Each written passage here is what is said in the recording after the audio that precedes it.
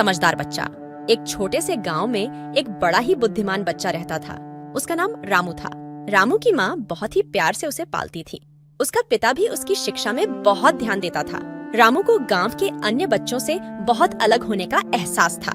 उसका विचारना और सोचना अन्य बच्चों से अलग था। एक दिन रामू के दोस्त उससे कहते हैं, रामू, आज हम आम के बगीचे में जा रहे हैं, हमें बहुत मजा आएगा। लेकिन रामू नहीं जा सकता था, क्योंकि उसके पिता ने उसे कहा था कि वह आज घर पर ही रहेगा और अपने पढ़ाई में ध्यान देगा।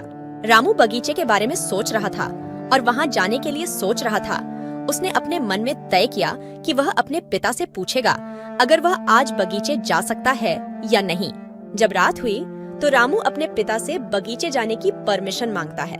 पिता ने कहा, बेटा, तुम्हें आज बगीचे नहीं जाना चाहिए, तुम्हें अपनी पढ़ाई में ध्यान देना चाहिए। रामू थोड़ा उदास हो जाता है, लेकिन उसने अपने पिता की बात मान ली।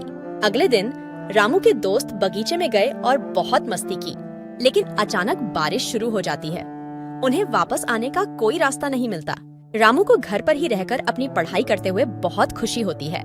उसके पिता उसके परीक्षाओं में भली भांति सफल होने के लिए उसे बधाई देते हैं।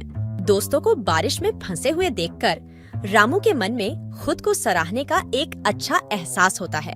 वह समझ जाता है कि कभी कभी आपको अपनी सोच और माता पिता की बातों पर विश्वास करना चाहिए।